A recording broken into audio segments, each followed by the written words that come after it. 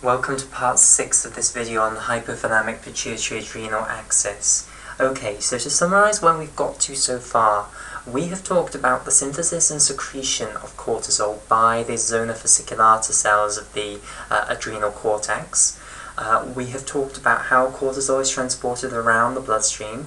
We've talked about how it actually has effects on cells at peripheral sites, and now we've talked about two of the major classes of effects of cortisol, namely that it has these metabolic effects and that it has these effects on the immune system, namely anti-inflammatory effect and immunosuppressive effect. Okay, what I now want to do is actually talk about what controls the synthesis and secretion of cortisol, what drives the zona fasciculata cells to synthesize and secrete cortisol into the bloodstream, and how cortisol levels vary therefore. So for this we're actually going to talk about the hypothalamic-pituitary-adrenal axis, and the way I'm going to do this is first I'm just going to describe the axis to you. So I'll go over the specific portion of the hypothalamus that is involved. We'll then look at its communication with the pituitary and then the pituitary's communication with the adrenal gland. Then what we'll talk about is when does the hypothalamic-pituitary-adrenal axis actually become active. So we'll talk about the circadian cycle that cortisol release goes on, and we'll also talk about the fact that when you are exposed to a stress, whether it's a physical, an emotional, an infective, or a biochemical stress, that causes a burst release of cortisol, or a burst of activity in the hypothalamic-pituitary-adrenal axis. Okay, so let's begin then. So I'll just put a title then. So we're now going to talk about the HPA, or hypothalamic-pituitary-adrenal axis.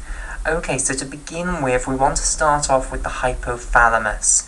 Now, I'm not going to assume that you are familiar with neuroanatomy, so I'm just going to do a bit of neuroanatomy firstly to describe where the hypothalamus is, and then we'll see the specific nuclei of the hypothalamus that are involved in the HPA axis, namely the paraventricular nuclei. Okay, so, where am I going to begin then? Well, I'm going to begin with a picture that I'm sure you will have all seen before of the brain. In fact, I've already drawn it earlier on in this video. Then what we're going to do is label up the different portions of that picture, and then we'll go up. We'll work our way upwards to try and figure out where the hypothalamus is. So this is the picture I'm going to begin with then. So, we are looking at someone's brain from the left-hand side then. So this is the left cerebral hemisphere here, the temporal lobe, the occipital lobe, the parietal lobe, the frontal lobe here. And then, of course, that's not all you would see if you looked at someone's brain from the left-hand side. That's just the left cerebral hemisphere. Peeking out from underneath, what you'd have is the bottom portions of the brainstem, like so. Okay, which would then be continuous with the spinal cord below, and then you'd also have the cerebellum behind, like so. So let me just label up some parts of this picture. So this down here in green, this is the spinal cord, the top of the spinal cord. So in green there, this is the top of the spinal cord, and at this point here, it goes through the large hole in the base of the skull known as the foramen magnum. So this is the point where the spinal cord is passing through the foramen magnum, which literally in Latin means big hole. Foramen means hole, magnum means large. So here's the spinal cord passing through the foramen magnum there.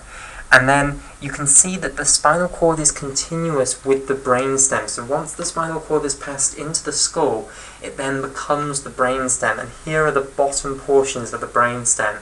So the brainstem is effectively the continuation of the spinal cord once we've actually got into the brain.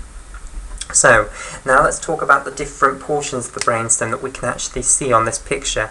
So the first portion of the brainstem, straight after the spinal cord, which I've just coloured in there in red, is called the medulla.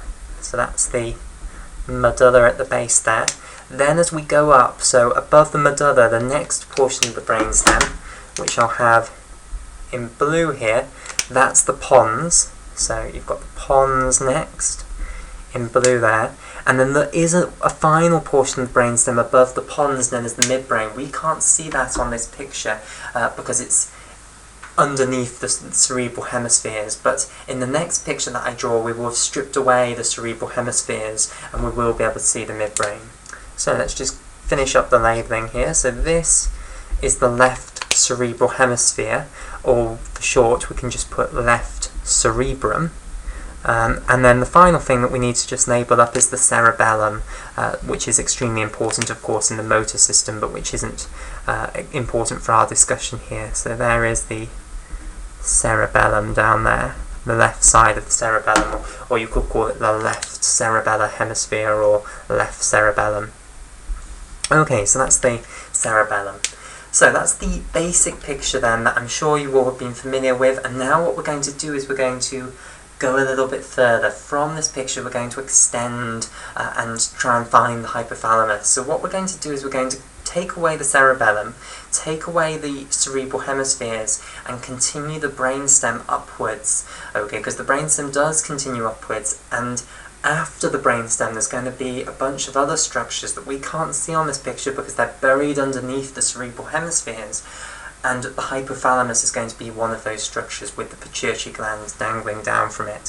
So the next picture then that I want to draw is going to be just like this one. So here we have the spinal cord, then we have the medulla here, then the pons, like so, and now above the pons we have the next portion of the brainstem that we couldn't previously see, which is the midbrain, like so. So let me just colour this in.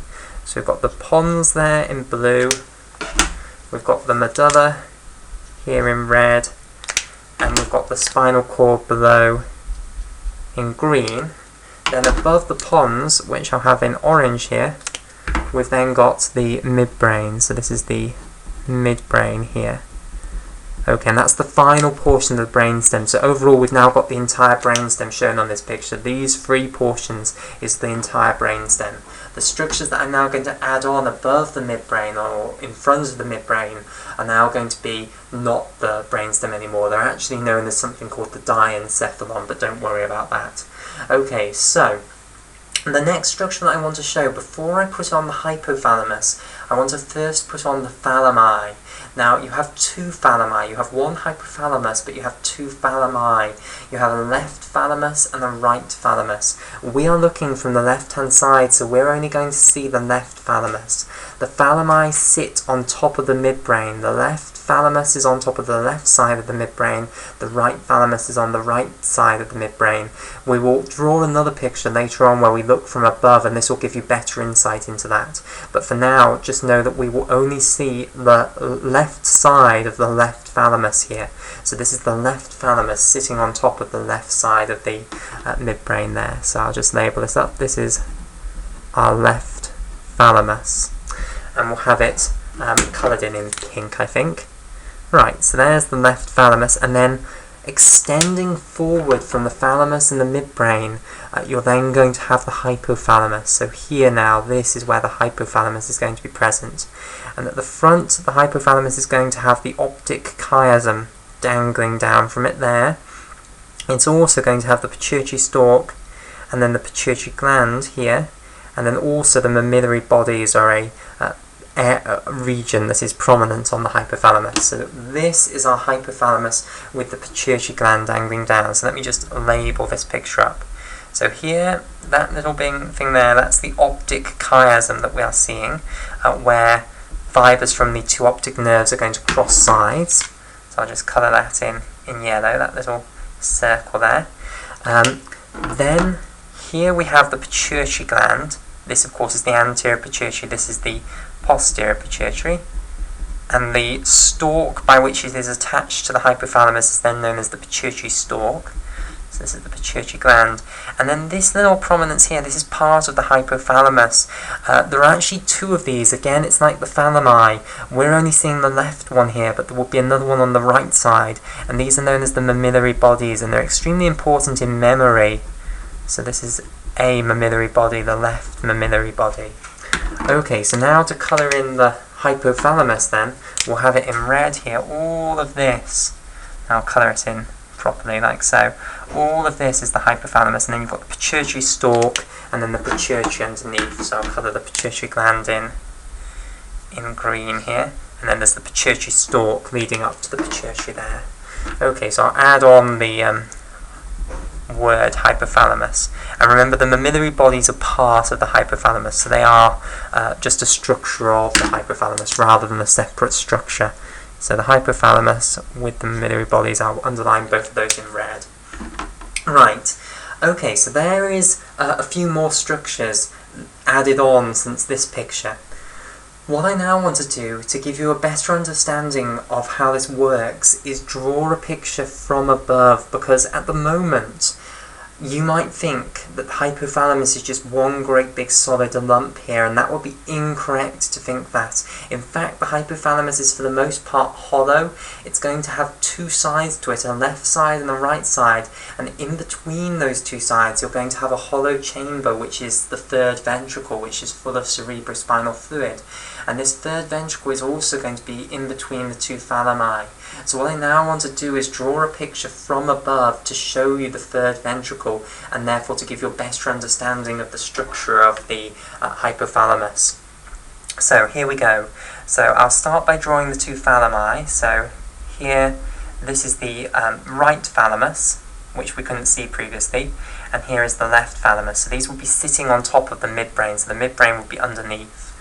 So I'll colour both of these in pink again. So this is the right thalamus, and this is the left thalamus here. And now extending forward from the thalami is then going to be the hypothalamus. And it will look kind of like this. Okay, so even though there are two sides to the hypothalamus, we don't talk about having two hypothalami. We have one hypothalamus. We just have a left side here and a right side here. Okay, so this then is the hypothalamus. I'll colour it in red here. So the left side and the right side. Right, so this chamber then, this space in between the two sides of the hypothalamus and in between the two thalami, this is full of cerebrospinal fluid, and this is known as the third ventricle. Okay, right, and the floor of the third ventricle will be made up of hypothalamus tissue, and from the floor you'll have the mammillary bodies coming down, and also the pituitary stalk and the optic chiasm. Right, so that's the anatomy then of the hypothalamus. Now, coming back to the hypothalamic-pituitary-adrenal axis then. So, there is a specific part of the hypothalamus that is involved in producing a molecule that is going to go down to the anterior pituitary and tell certain cells in the anterior pituitary to send a signal to the zona fasciculata cells to tell them to release cortisol as part of this axis. And that part is known as the paraventricular nuclei. So we need to understand where are these paraventricular nuclei. Okay, and for short, the paraventricular nuclei are often abbreviated down to the PVNs. Now you have a left paraventricular nucleus and a right paraventricular nucleus. And as the name suggests, they are parallel to the ventricle, parallel to the third ventricle. So now let me show you roughly the position of the paraventricular nuclei. They're reasonably near the front, and in fact I'm going to draw another one of these pictures quickly, but I'm going to draw it larger this time, so I'm just going to have the hypothalamus here. So I'm drawing the same picture, just larger this time. So here is the optic chiasm, here's the pituitary stalk with our anterior pituitary and our posterior pituitary, the mammillary body here, like so, and we'll just end there. Okay, so this is this picture, just larger. So I want to mark on both of these pictures where the paraventricular nuclei will be present. So on this picture, I'll start firstly. Now remember, we are just seeing the left side, so we're just seeing this portion here. It will be in this sort of position, like so. Maybe I'll extend that a little bit more. All of that sort of tissue there. But it's not the full thickness of the left side. So now, let me extend your understanding by going on to this picture. This is where the paraventricular nuclei will be present. Here and here. So I hope together these two pictures communicate where these are actually present. This tells you that it's not the full thickness of the hypothalamic wall here. Indeed, lateral to the paraventricular nuclei, you'd have something known as the lateral hypothalamic nuclei, which we're not interested in, but they would be there. And this also communicates the fact that well, it communicates the fact that there are two of them, one on the left side and one on the right side, which this picture doesn't communicate. What this picture can't communicate is how far down it goes, so this sort of shows you that. So I hope together you can use those to imagine where this is present. So these are the paraventricular nuclei then. So this is the left paraventricular nucleus, this is the right paraventricular nucleus. And both of these are going to contain neurons, nerve cells, which are going to be releasing a molecule known as corticotropin-releasing hormone. So this is often abbreviated down to CRH, and this is the molecule that's going to go down to cells of the anterior pituitary, which are designed to release another molecule which will go down to the zona fasciculata cells, and it's going to tell those to release this other molecule. So this is corticotropin, that's the C, and then RH is releasing hormone, corticotropin releasing hormone. Some people will also refer to it as CRF, corticotropin releasing factor. Okay, so CRH, corticotropin releasing hormone. Right, okay, so these cells are going to send their axons down to the top of the pituitary stalk here, and they're going to release the molecules into the blood system, which will then carry blood down to the anterior pituitary. So I'm sure you're aware from previous study of the hypothalamus and pituitary gland that there is a portal system between the hypothalamus and the pituitary. So between the hypothalamus and pituitary there is a portal system known as the hypothalamic-hypophyseal portal system. So hypothalamic hypophyseal. So a fancy name for the pituitary gland is to call it the hypophysis, which I'll just write down here. So another name for the pituitary gland is to call it the hypophysis. If you're being very fancy, you can use this. So hypophyseal means pertaining to the hypophysis or the pituitary gland. So hypothalamic hypophyseal, between the hypothalamus and the pituitary gland, and then it's a portal system. And let me just explain what is meant by a portal system. So you're aware that normally the way the circulatory system works is that you have an arteriole, like so, that has come from the arterial system. It then, you gradually break down, coming from the arterial system, you break down into smaller and smaller arterial vessels until you finally get to an arteriole. It then splits into a capillary bed, like so. Okay, so here are our capillaries, and then these capillary beds will reconverge, so the capillaries will reconverge to form a venule, and the venules will grow into larger and larger blood vessels that will, reconverge, so you get reconvergence up, and then it drains into the venous system. That's the way the vascular system usually works. However, in the context of a portal system, what's going to happen is you're going to get arterial vessels branching and getting smaller and smaller and smaller until eventually you get arterioles splitting into capillaries. Then you get the capillaries reconverging up, but then you get the breaking down again, you get them splitting back up. So you get reconvergence back up into large vessels, and then you have another splitting up into capillaries, and then those capillaries will reconverge into a venule.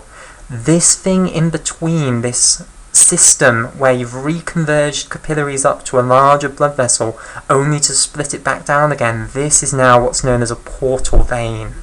So you've got your arterial system, your portal system, and then your venous system on the other side, and you've got two capillary beds in between.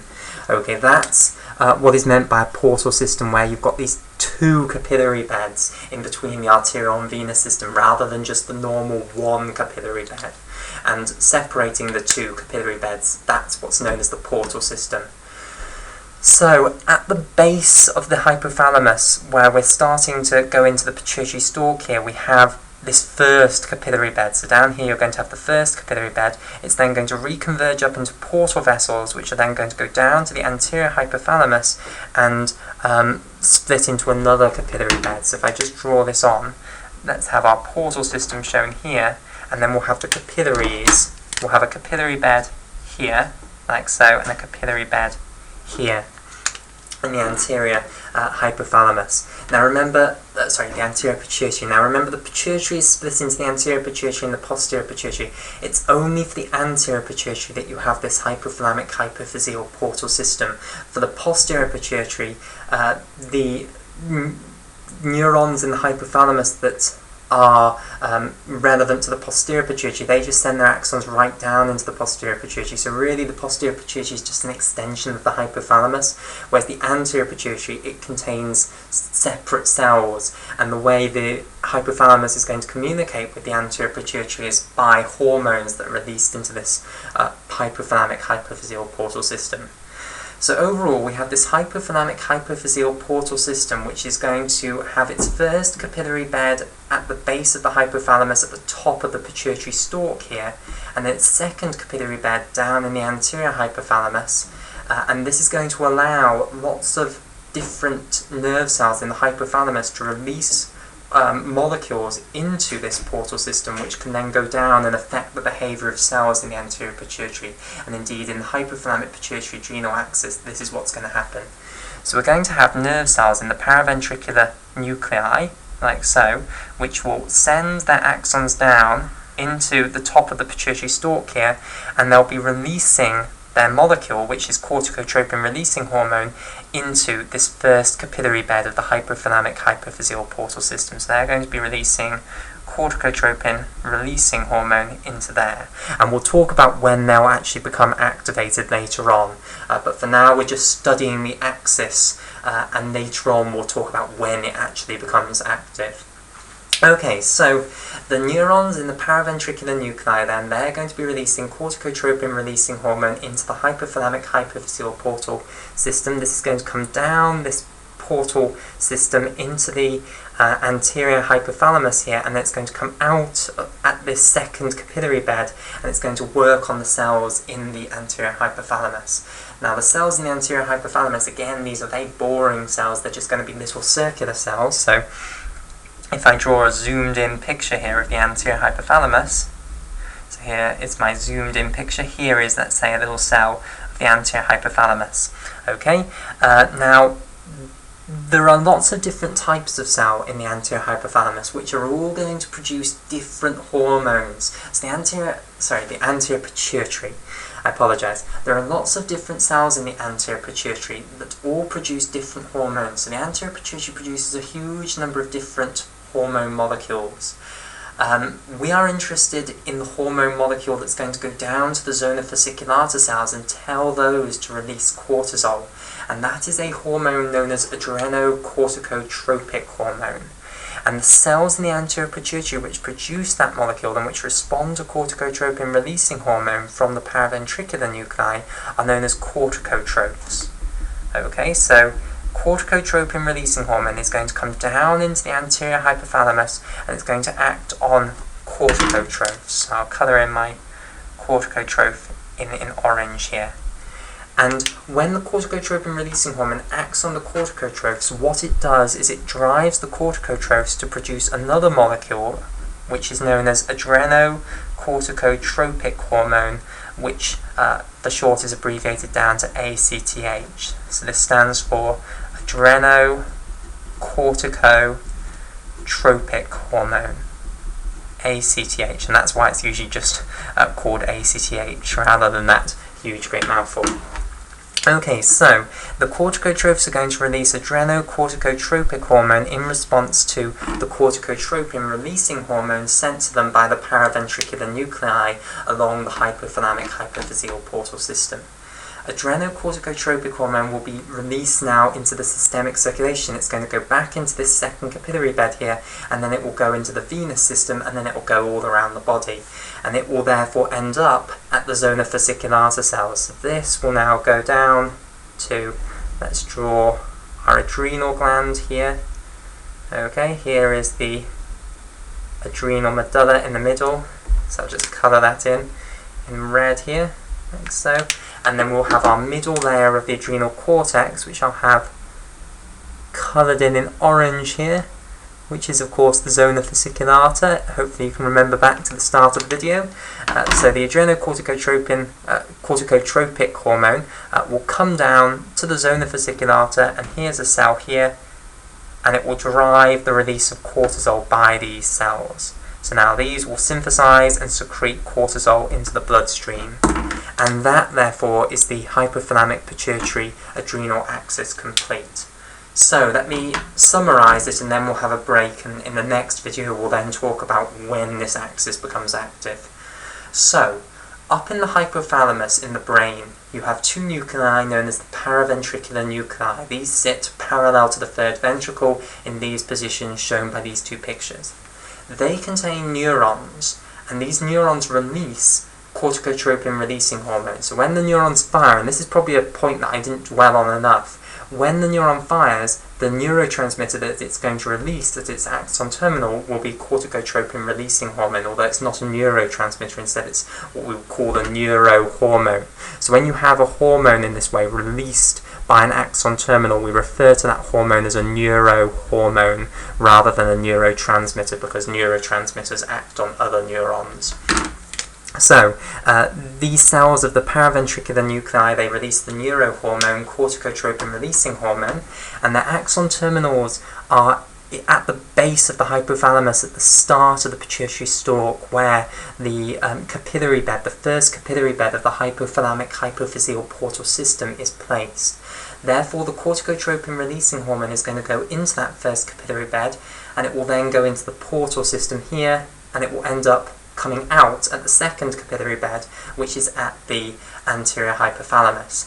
In the anterior hypothalamus you have loads of boring circular cells which can release the hormones of the anterior hypothalamus. Now the cells which specifically release adrenocorticotropic hormone, which is the hormone that the anterior pituitary, I've made that same mistake again. The cells of the anterior pituitary which release adrenocorticotropic hormone, which is the one that actually goes down to the adrenal glands and stimulates the zona fasciculata cells to release cortisol, are known as corticotrophs, and they will respond to the corticotropin releasing hormone by releasing adrenocorticotropic hormone. And this will go again into this capillary bed, this second capillary bed of the hypothalamic-hypophyseal portal system, and it will then end up going into the systemic circulation.